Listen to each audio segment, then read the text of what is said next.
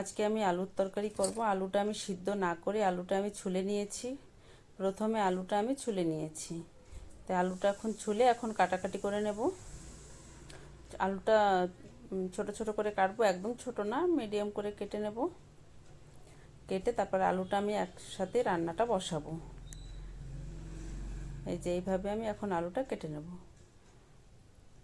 সবসময় আলুর দম রান্না করি আমরা, আলু সিদ্ধ করেই করি। আজকে আলুটা সিদ্ধ করব না, ডাইরেক্ট বসিয়ে দেব।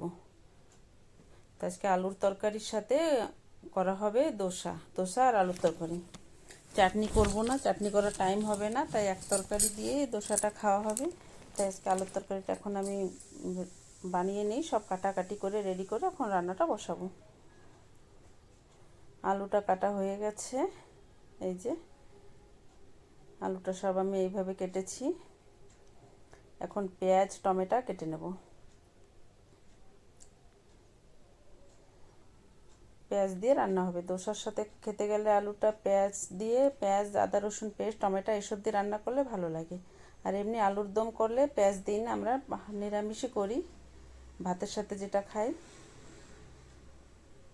তো এখন সব কিছু কাটাকাটি করে আমি রেডি করে তরকারিটা রান্না বসাবো। টমেটো কাটা হয়ে গেছে, এখন এই পেঁয়াজগুলো আমি কেটে নেব।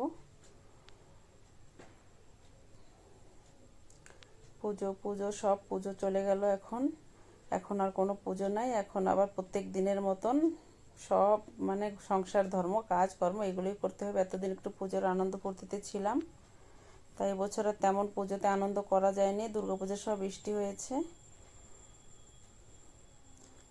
এই যে কাটাকাটি হয়ে গেল, এখন আমি কুকার বসিয়ে দিয়েছি। কুকারটা গরম হয়ে গেছে, এর ভিতর তেল গরম হয়ে গেছে, তেলের ভিতর জিরে শুকনো লঙ্কা দিয়ে পেঁয়াজটা দিয়ে দিলাম।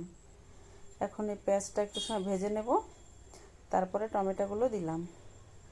টমেটোর ভিতরে লবণ হলুদ দিয়ে একটু মশলাটা ভেজে নেব, তারপরে দিলাম লঙ্কার গুঁড়ো, ধনে জিরের গুঁড়ো, এটা দিয়ে আর একটু সময় ভেজে নিলাম।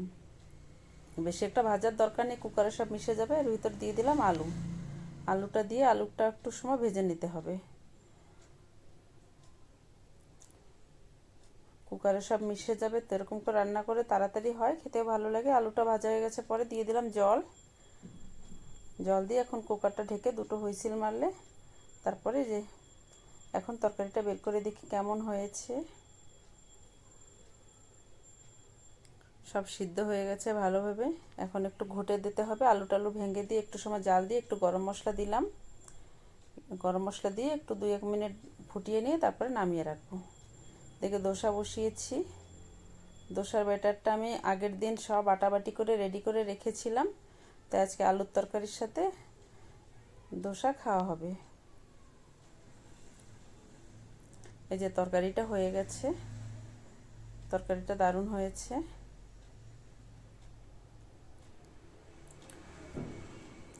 দোসাটাও বানানো হয়ে গেছে, দেখো কত সুন্দর মুচমুচে হয়েছে। এই যে আজকের ভিডিওটা ভালো লাগলে একটা লাইক